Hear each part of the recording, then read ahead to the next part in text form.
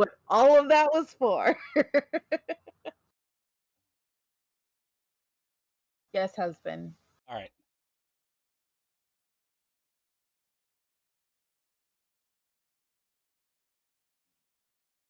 There we are. We're on the air. Way! On the air. So yes, Lorena McKenna is probably like my go-to, especially for ritual.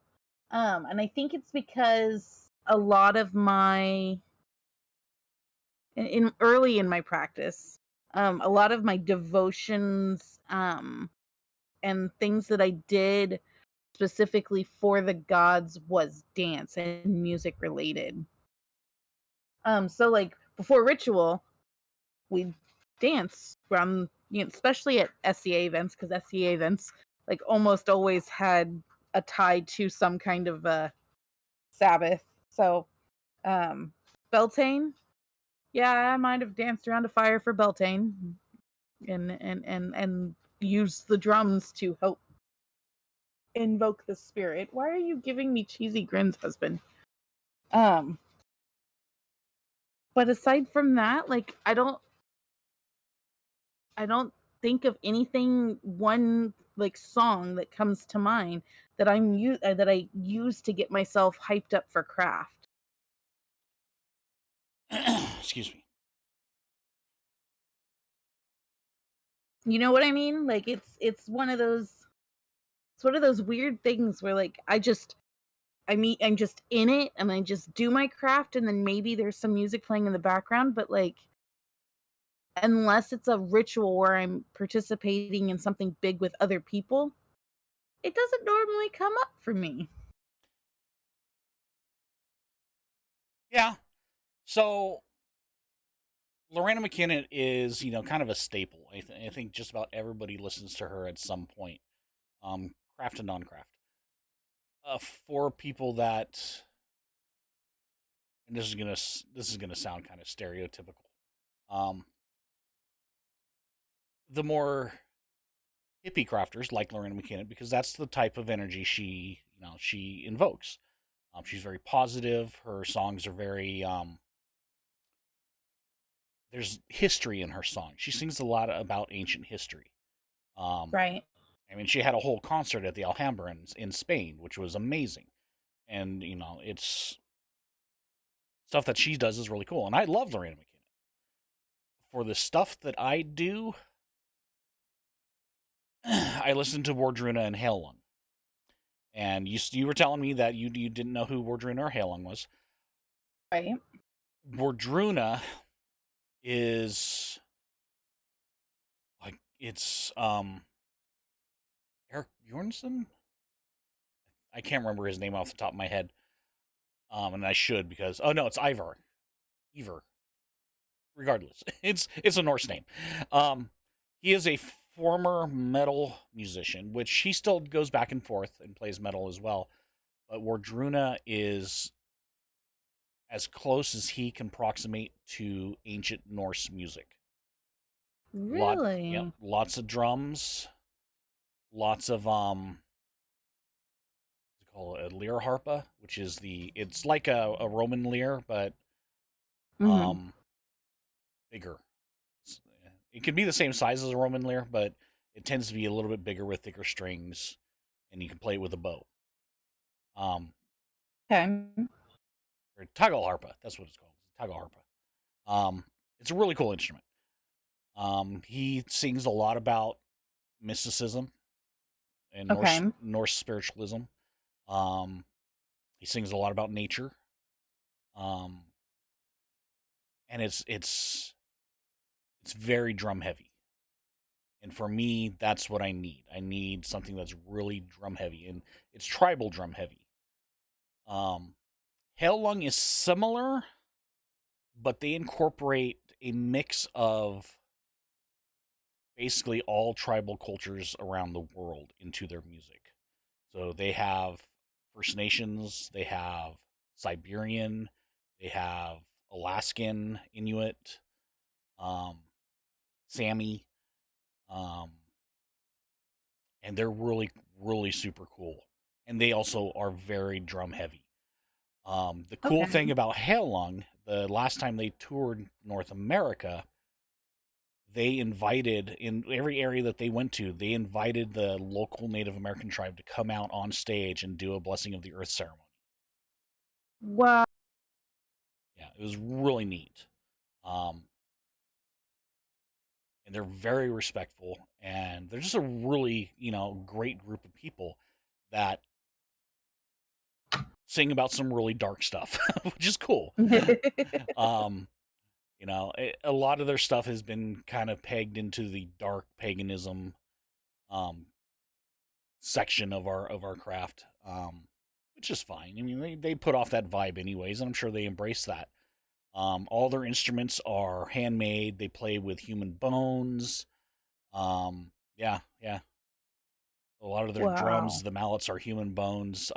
They have other like little percussion instruments that they play with Wait. bones. Isn't that slightly illegal? No, it's not. Okay. You just have Okay. to get special. You have to have special permits, especially when you're flying.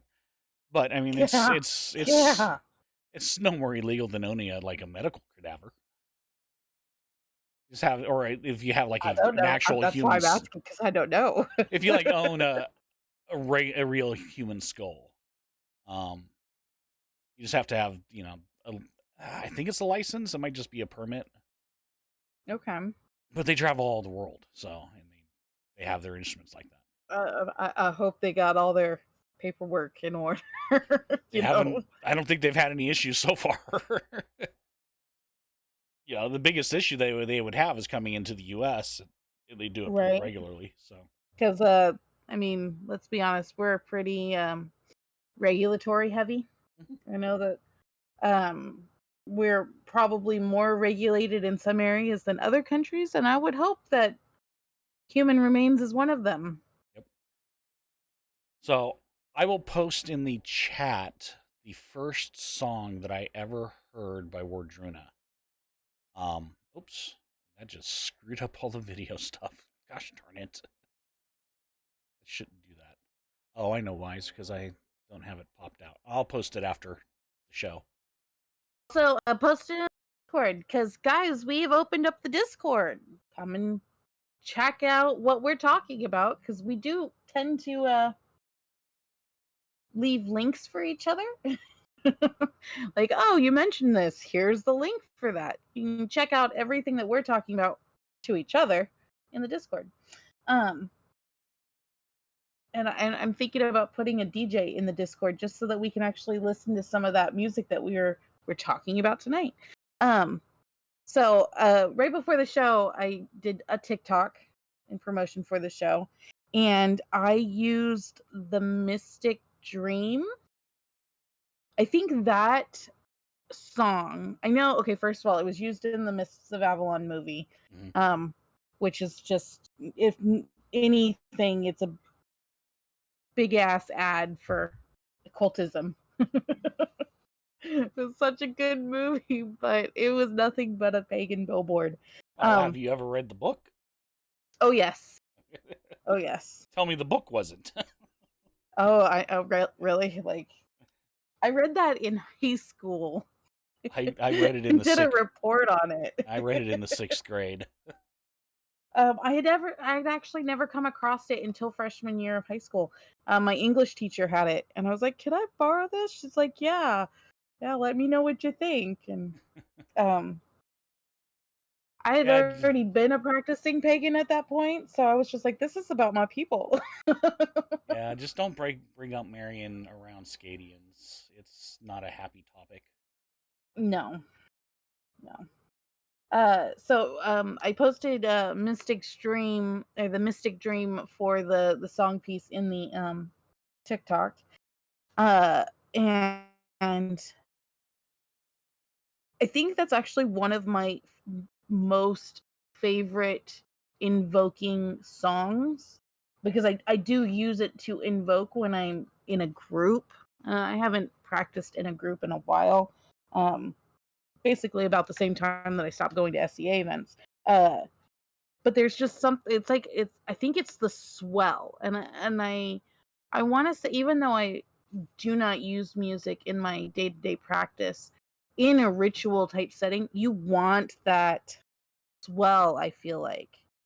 You want it to build where like it's one person beckoning everybody else into the circle and then everything comes together. I am interested in what everybody else is thinking. I know there are people watching. You guys don't think that we know, but we know you're watching. I'm interested to see what you guys think of different music choices. Um, there was it's many years ago now. Since we were talking about Nordic type music, there was a lady who posted a cooling um a cattle calling song up in Sweden. Calling the wee coos. The most ethereal thing I think I've ever heard outside of a Yep. produced album. Have you seen that, Cliff? You know what I'm talking about, right? It's calling of the wee coos. I don't know what that means. It's it's Scottish for calling of the cows. Oh, okay. Coos.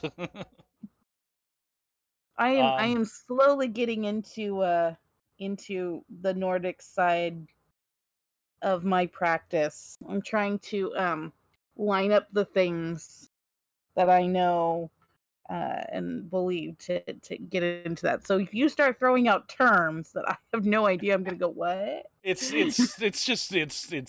calling of the cows in a Scottish accent because they it's weird. It's thick. It's thick. The Yeah. brogue is thick. The brogue is thick with those. Yeah. Katie Let's Katie see. Cat, yes.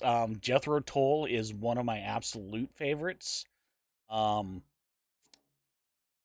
um, Aqualung is one of my all-time favorite albums ever, and My God is one of my absolute favorite songs. Um, so yes, I totally agree that Jethro Tull can get me in the mood for some pretty wacky stuff. Um, so there's that. Made a face because Mystery has a habit of climbing underneath my dress, my skirts, and like laying down. And he let me know that he was there by putting a paw right on my calf, and it startled me. So um, that's what the face was for. Uh, so I haven't heard Songs from the Wood, but my husband's over here nodding and putting his thumbs up. So it's gotta be a good one. Uh, Um, Yeah, pretty much anything by Jethro Tull, in my opinion. But Jethro Tull's an he amazing band. So, and they were kind of my breakthrough, my gateway into pseudo Renaissance Celtic music because Ian Anderson is an amazing flautist, and he can out flute pretty much any professional orchestral flautist. So, I was just thinking of Woody Guthrie for some reason. Or no, Arlo Guthrie. That's who I was thinking about. I was like, Jeff Rotel, that's the same person. No, no, it's not. No, it's not. Bad music major.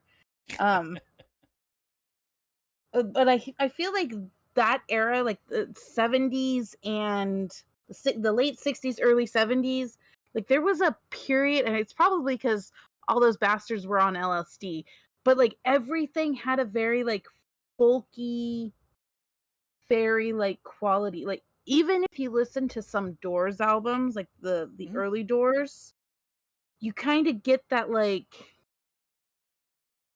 ethereal feel. And again, it might just be because everybody was on crazy amount of drugs. Yeah, Like that's that. that's probably that That typically helps you, especially with Jim Morrison. Jim Morrison was on a crazy amount of drugs. Um, crazy amount of yeah, drugs. if we're talking about classic bands, Led Zeppelin is also a big one, and Led Zeppelin was notably pagan. Um, Jimmy Page was a follower of Aleister Crowley. Um, I did not know Allegedly, that. so was John Paul Jones, but I'm not entirely sure. But yeah, Thank you, Tara. Jimmy Page bought Aleister Crowley's mansion up on Loch Ness. Um, I didn't know that. yep, I didn't know that. the Four Sticks album, Led Zeppelin 4. The Some of the cover art is symbols that each member of the band picked out to represent their particular spirituality. Um, and you know, that, That gels with me a lot, actually. I can get behind that. and they sing about Lord of the Rings and shit. So immigrant Right. song. I was sorry. Go ahead. Sorry. Say immigrant song is a straight up Viking song. So I was reading into um Stairway to Heaven. mm, For a totally unrelated purpose. I was trying to figure out why Stairway was the forbidden rift. And again, totally not pertinent to this discussion at all. But then I was reading into it, and a page in it, it said Page purposely put that whole recorder section in there because of his love of Tolkien. And I was like, there should be more recorder players playing Stairway to Heaven and SCA events, because let's be honest, the SCA is a hotbed of paganism.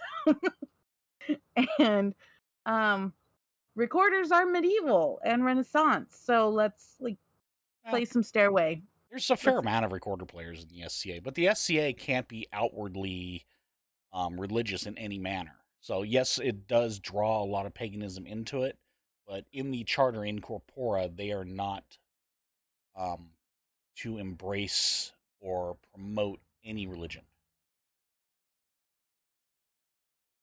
Beltane. Well, you have to go back. You have to go back to the founding of the SCA and who those people were. They were a bunch of Tolkien fanatics. I mean, They were Tolkien D&D players. we had a bunch of elves and fairies back in the 60s and 70s, and then when they went corporate, a lot of that stuff went away. So because they wanted to be more of a historical reenactment. Um, Kayla just jumped in, and now all my windows are messed up. I am so sorry for being late. I'm still in the car. Sorry. Okay, I You need to didn't get my rearrange. messages. Hold on. It's been a day. Sorry. I didn't get any of your messages. Good. I'm gonna have to kick you though. So That's fine. I'll go all look at right. your messages when I'm not driving. Go ahead and give it. Sorry about that. Not a problem. All right. Um, So where were we? we were talking about SCA, Tolkien, D&D, all that. Katie Cat. Yes, Fawn is another great group. Um, my gateway into, other than Jethro Tull, my gateway into Renaissance or old music, if you want to call it that. Glenn Morgan. Glenn Morgan is a hammer dulcimer player. I first saw him at Northern Fair in Novato, and every time I went to Northern Fair, I purposely sought him out. He is amazing, and it got to the point where he recognized me every year. He would see me one or two times, during the season. But I have one of his albums somewhere. But yeah, he's awesome. I loved him. And then there's another CD that I had picked up called October Country, and it was a mix of slightly Americana with some traditional English music mixed in. And that one was actually really cool too. That one you can find on Spotify. I'm not sure where else it might be. Um, Going back to Lorena McKinnon though, Marco Polo is one of my absolute favorites, especially to get in the mood for drumming. I listen to Marco Polo a lot. I love. There's a. I think it's on. Oh man, now I gotta look it up. Also, if anybody's looking for ethereal, um, look at Gary Sattler's Fairy of the Woods. He does an entire series of Fairy in the Woods and Fairies of the Forest, stuff like that. Very, very good if you're just trying to like set a soothing, like if you're creating a sacred space and you need something that's just like low key there that will give you that vibe that you just settled kind of vibe. Listen to it. It's really good. Um the So if you're going to go that trying route, Enya is also a good example. right. Well, I mean, his is all instrumental. There's no vocalizations, let's put it that way. Because I consider the voice um an instrument. Um but there's no vocalizations in his stuff. Um Brenna McKennitt, one of my favorites is Under the Flagellants. I horrible at saying Under weird a names, Phrygian okay? wood. Sky. I think it's Sky. Sky. The Um, Phrygian? Or I can't remember the actual name of the song. Phrygian is a musical mode. mhm. Um, and I think that's what the song is called. I have to look it up. Yeah, I'm pulling it up because it's in my writing playlist. Oh yeah, if you do join our Discord, you will be able to see what I'm listening to because I have it linked, especially when I'm writing. Um, let's see. Here it is. Here it is. I'll give you the as soon as I say the album, I think you'll know which one I'm talking about. Um, Yeah, Katie Cat Godsmack. As a death metal guitarist, Godsmack's kind of basic for me, but they do have some good songs. Voodoo is a really great song. I love Voodoo. And I have a Darbuka rendition of Voodoo that I play along with to that song. Um, and I totally respect their lead singer, and I totally respect that they named their band after an Alice in Chains song. So that's just cool. okay, so I put the name of the song in Yes, in the chat. beneath a Phrygian sky. Yes, I knew I had said it right the first time. And it's on the Ancient Muse album. There is an alternative version, the Gordian version, which uses like the chauffeur or which is for those who don't know or haven't like read the Old Testament in a while. It's a ram horn made into a musical instrument. Um and it's really just I don't know. I like those lo-fi vibes. Does that make sense? Like Mm-hmm. it resonates better. Oh I yeah. feel calmer. And I will listen to that on repeat. So that and the other one that I was talking about before the show is on the Fifth Element soundtrack. I will probably link it into the Discord for those who want to hear it. Um, Well, the I Diva gotta find song on Fifth Element soundtrack is amazing, but you know. Oh my gosh, I found a TikTok where somebody actually used the theremin to do the second part of the Diva song. And it sounded really good. It sounded really, really good. Let's see. And Kat, I totally appreciate your comments and your input, considering that you are an Uh, amazing Bardist and you are hanging out in our chat. So you know. Actually, this I think is one of our guests' mother. If I remember correctly. This is Eric's mom. I would have to have her confirm that. I don't know. Okay, so the song that I am talking about, it's on the Fifth Element soundtrack. There's a couple of different versions of it. One of them is called Human Nature by Eric Sierra.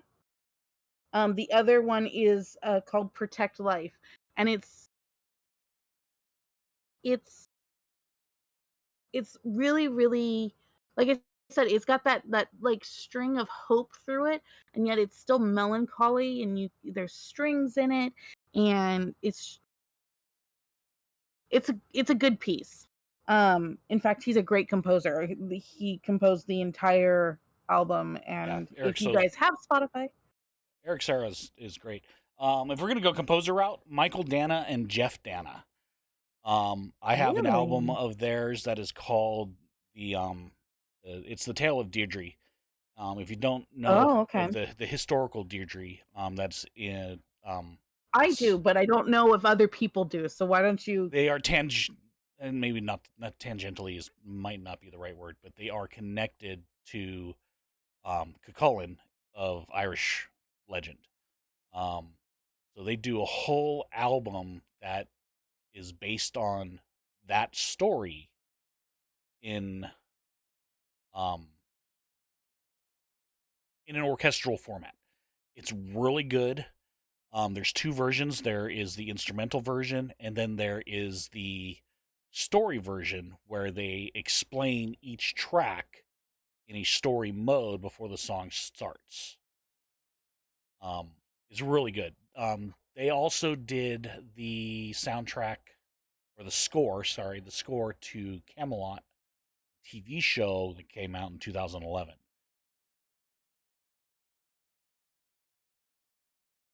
The next composer that I want to mention is, I don't know if he's done all of them, but he lately, his name is Jeremy Sewell, and he composed the soundtrack for Skyrim. Oh, okay. Um, Secunda is probably one of my favorite songs on that entire album. Um, oh, everybody say hi to Brett. He asks, any place for Beats Antique? Yeah, I think so. But it's a little different since they are mostly a dance soundtrack.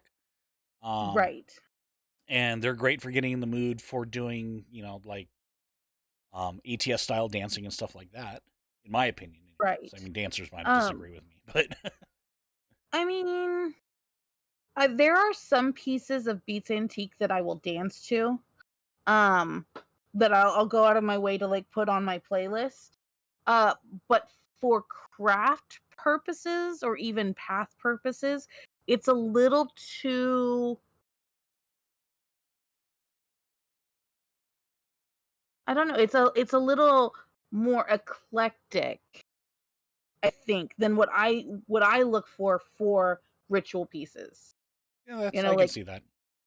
like when we get in the car and he puts on Beats, I have no problem with Beats. I love Beats, not as much as him. Um, uh, but when it comes to a ritual, I won't go out of my way to find Beats.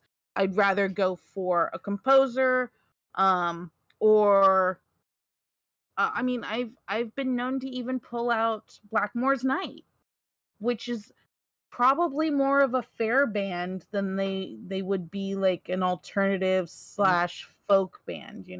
Right. Um, Yeah, no, Beats Antique I is lost my cool, but yeah, I thought. kind of agree with you as far as how you take it.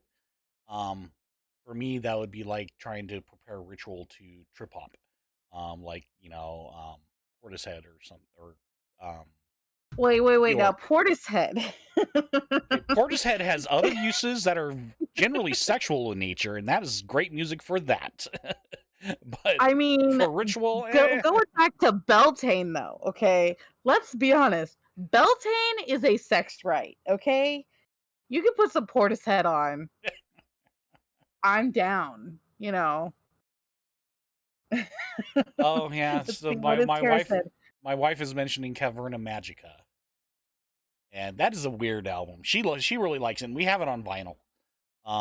But it's all about there the guy does like um the Tibetan bowls and chimes and stuff, and he's in a cavern basically, and he's just playing off of the acoustics of the cavern. Um, Could be really interesting. yeah, it's cool. There are some tones that don't agree with my ears, um, but it's something that Tara really enjoys, and she's been listening to it since she was a child. So it's nostalgic for her.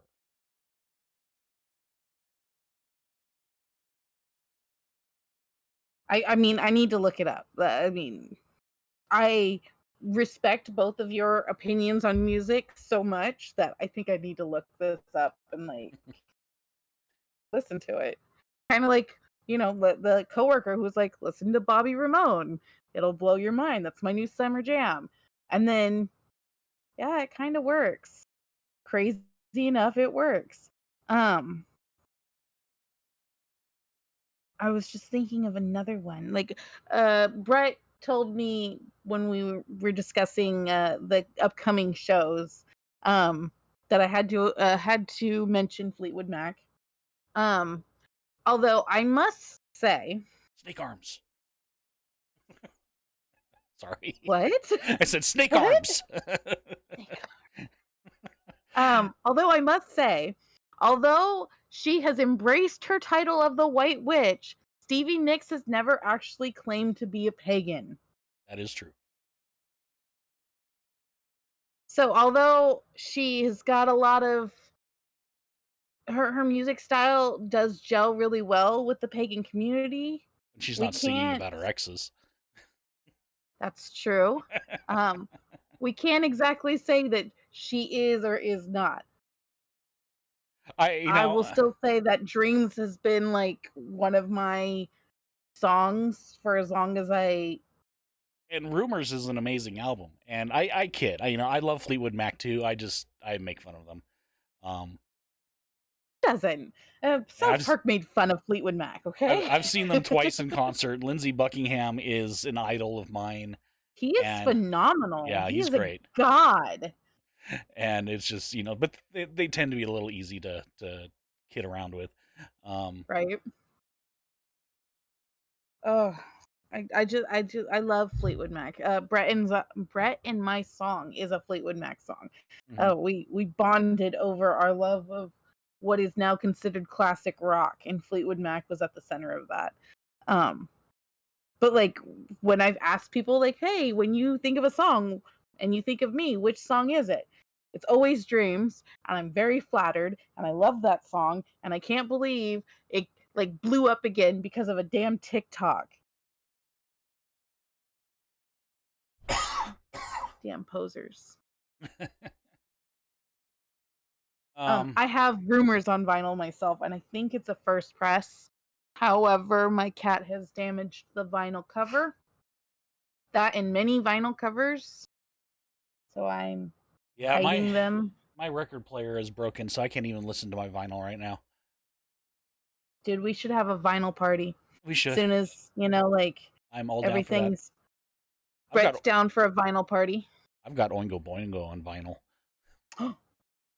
Oingo Boingo on vinyl. Well, I can't really say shit because I got a lot of music on vinyl. I have the score for Firefly, the television show, Mm. on vinyl. That was a Christmas gift.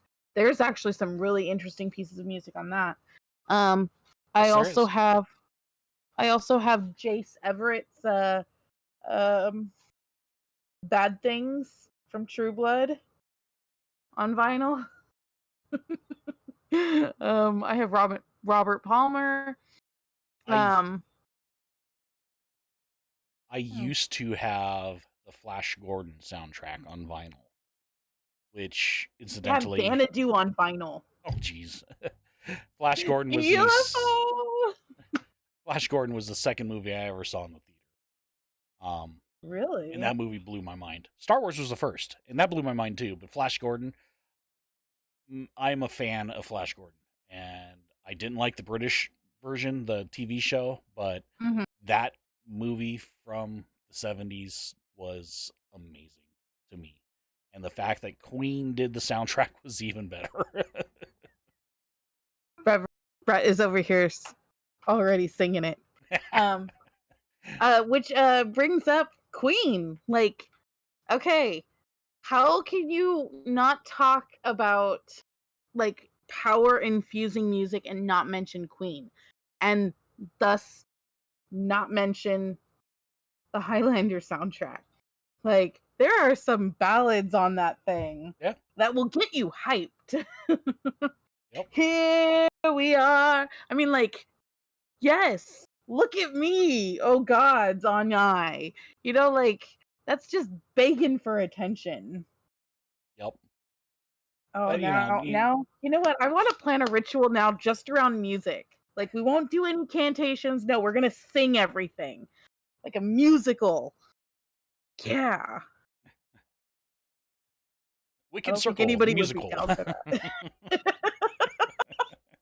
Hey, but you know what? Nobody else would do it. Probably because it would be a shitty idea. But you know what? I'm crazy and don't care enough to try. Yeah, um, coming up in with a mother who loved music and having the musical background that I have. Music is a very integral part of my life. Um, I am always singing, and my voice isn't what it used to be. I used to sing in choir in church. I used to sing in choir in high school. Um, my voice is pretty much wrecked now, but I still sing. I sing to my dogs. I sing to my kids. I sing when I'm doing the dishes. I sing when I'm driving. Any excuse that I have to drop a lyric, I probably will. Um, I've been playing guitar for 30 years. I've been drumming for about 5 years now. I played the flute when I was in fifth grade. you connect to the divine, to your divine, or to your patron, however you want to phrase it, depending on your craft, your path. Would you say that you connect through music to them? 100%. Now, I too, I was a soloist in my choir. I did choir for many years. Um, I learned the alto clef. I played viola and then learned how to play the cello and the violin. I don't play those one nearly as well. I don't even play the violin that well anymore because I don't, or the viola that well anymore because I just don't practice. Uh, I play drums sometime. I actually want to learn how to play an actual drum kit. Um, but I'm not allowed to sing at home, so I sing in the car with the windows open. Um, my husband deals with some childhood trauma with singing, so Oh, unless the music is on, I try to keep it to a minimum or I'm high. Either one. Either one. That those are acceptable times when I can sing, and even then that's pushing it. Um I use music to invoke trance. Um, it's very helpful for me, especially if I'm listening to heavy drum beats or, like I said, trip hop. Trip hop is I can get into trance really easy. Um, Meditation wise, I suck at meditating. I really do. For somebody with ADHD and depression, it is really hard for us to meditate because our brains yeah, are in a million different directions. Um, right. and to calm that part of our brain in order to get a beneficial meditation, it's extremely hard. Um, but with that being said, I will listen to. I have a couple different playlists that I listen to while I'm sleeping, along with the storm sounds that I listen to. So I have a Wardruna playlist and a Lorena McKinnon playlist that I use to sleep. Um, Me, so that I could listen to like Lorena McKenna in the rain at the same time. right, and it's. And Brett says trip hop is how I get in the zone. Yes, it's really good for that. It's very It is. uh, anything with a heavy bass driver beat is really good for me to trance out to. Because it hits you in the chest, and your breathing starts to sync with it, and as you know, what we call in drumming is the heartbeat rhythm. It's the basic Mhm. rhythm that you learn how to play to. Um, it's very common in African drumming, the heartbeat rhythm. Almost all djembe I music follows along to some type of bass rhythm like that. Wondering, like, can your like when I've been to concerts, I haven't been to a concert in a very long time because thanks COVID. Um, but when you're in that kind of sphere, we'll call it that, and you're surrounded by heavy beats like that, does your heart actually follow that rhythm? If it's loud enough, can your heart start following that rhythm, or do you just naturally just feel it because of the vibrations? For me, it depends on the band, and where the concert is. If I'm like sitting in the upper deck at Arco listening to a band, yeah, I can Mhm. relax. My heartbeat will sync to the rhythms. And yeah, if I'm at a death metal show and I'm in the pit, my adrenaline is going, which I haven't been in a pit in 20 years. Probably kill me now. But back then, the adrenaline's running, you're getting hit, you're hitting back, it's too chaotic. Uh, there, I have to put this in here before we got 20 more minutes, but I know as I just spit all over myself. That was graceful. Um, uh, uh, there was a time I was high as balls. This was before I started my job, so I could actually like spend the whole day just in a trance. And I had my headphones on and I was listening to my writing playlist. And I think I was trying to really connect. I said this before the show, so I'm going to tell you guys because poor Cliff has already heard, and so is poor Brett. Um, but I use music to connect to my emotions. If I really, really, really need to feel sad, I'll start playing the saddest in instrumental music that I have. Um, I'll play it on repeat. I'll listen to the same damn song probably for 3 hours, just trying to write out a scene so that I can connect better with the emotion I'm trying to evoke. Right. Um, I can't do that though without music. Like if I'm trying to process something that may is making me feel upset, I can't process it in the quiet. I can't process it with my own thoughts. I actually need that music to, I if I'm upset, I will actually go out and find a particular song that is saying exactly what I'm feeling because I can't articulate it. Right. Um and I don't know if that's healthy, if that's a good thing. Um but what I was getting at is I was really really high this day and my husband came home. And here I am sitting on my couch, headphones, eyes closed, dancing to Lorena McKenna because I got distracted. And I have no idea how long he stood there. But when the song finally ended and I opened my eyes, he was just standing there, just kind of akimbo with a shitty grin on his face, staring at me. Um, I've never been more embarrassed in my life, including this time where I just spat all over myself on YouTube Live. Um, ever. And I was purposely trying to get myself into a specific space so that I could do the specific work that I was trying to do. And I'm wondering if anybody in the chat has ever done something like that, where like you've gotten so into something musically that like everything else has just fallen away. And like the world has stopped in its turning and a new world has opened up um for you just based on that one piece of music. Have you ever connected so well to something like that? That's my question. I know you guys are still in the chat. I know there's a couple of you. Um, trying to get the discussion going. And of course, we have some links in our Discord.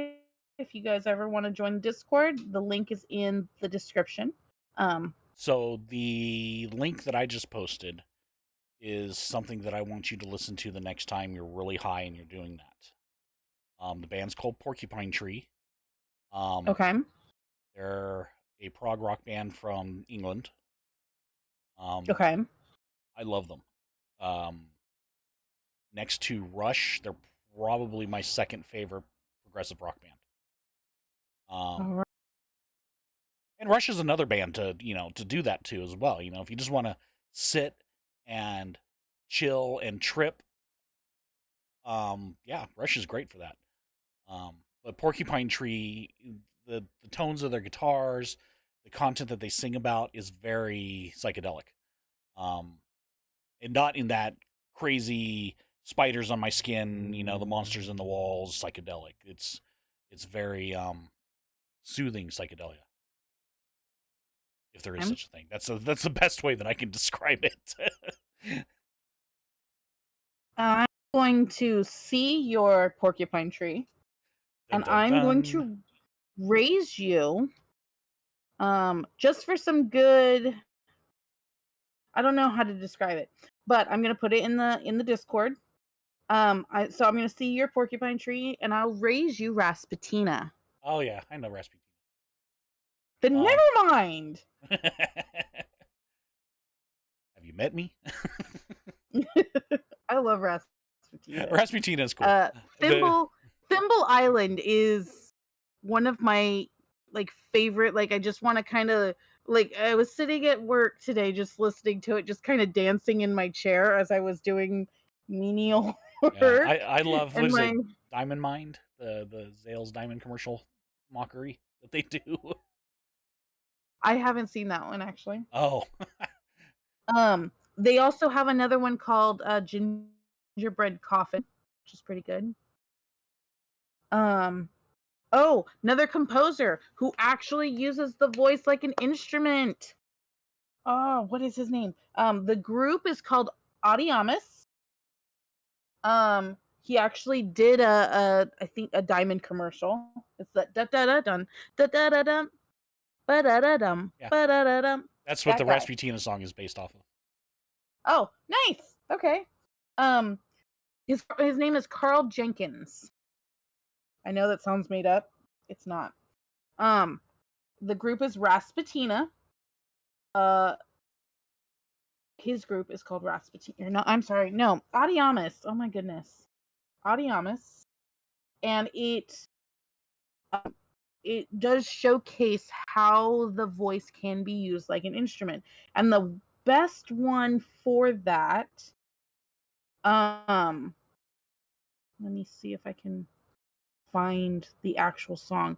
The first minute and a half, they are singing the cardinal notes, Hmm, and then they go off into their thing, but it's that's the thing that is throughout.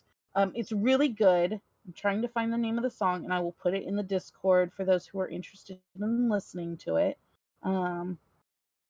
Solfa, that's what it's called. Choral 4, Solfa Cantus. Carl Jenkins, Audiamus, and the London Philharmonic. Very okay, good song. A lot of their stuff is really good. They have a song called Cantus, Song of Tears. It does sound like someone's crying. Um, Very good. But in particular, his stuff, it is all orchestral, and the voice is part of the orchestra. right. So I actually wanted to touch on something really quick, going back to connecting to music through our emotions. Um, when I was in junior high and high school, and dealing with young love and stuff like that, and breakups. So me and my Hmm. friends we would have contests on who could make the most depressing mixtape. Taking I all like the sound of this taking contest. all the songs that we found depressing and arranging them in a manner, that was basically enough to have you try and commit suicide. Um, it was pretty intense, and at that particular time, especially in high school, the grunge scene was coming, and I was very much into Alice in Chains and Soundgarden and Pearl Jam, and you know, pretty much everything that came out of Seattle was me. And it was a big jump because eighth grade was all about, you know, Motley Crue and Poison and Warrant and all of those bands, and then all of a sudden, Right. bam, you know, I heard my first Alice in Chains song and it changed my life, and it was like, what the hell is this? I gotta have more of this. But Alice in Chains I connected to specifically, and Soundgarden, because of the nature of their lyrics, especially with Soundgarden and Chris Cornell. He was singing about stuff that I was going through or had gone through, and you know, things that I was struggling with, be it drug addiction, depression, and a lot of his songs were about that. You know, him struggling with his own inner demons. When he passed away, and I had issues when Lane Staley from Alice in Chains died. It was heart Yeah. wrenching. When Chris Cornell died, I was it hit me really super hard because of how much I connected with him throughout the years. Um, it was rough, and that's, you know, one of the things that, you know, modern musicians, if they pass away, will make me cry. You know, because of the Yeah. way that I connect to them. Um, So, anyways, the depression the depression mixtapes were somewhat fun to make, and you know, we had a lot of different ways of arranging them and a lot of different songs that we put on them. But a lot of it was, you know, how we were feeling in during a particular or after a particular breakup, or a fight with our parents, or the loss of a friend, you know, whatever we were dealing with at the time. And then, you know, my three best friends in high school, and we were all guitarists, and we would all, you know, sit with our acoustics and, you know, write depressing songs and play a lot of Neil Young. It, We were really into Neil Young back then. I think I think we connect with music. I mean, yeah, I'm gonna continue this thought. We connect with music, I think, because it puts in to um I wouldn't say a well, yeah, I guess it could be a tactile essence of our feelings, you know, like something that words cannot express, music can, because it's it's a conveyance that has absolutely no form. Mhm. Like words that, yeah, that you could say that words don't really have a form either, except for, and this is something that I say all the time, every word has its own meaning. You know, like uh I've talked about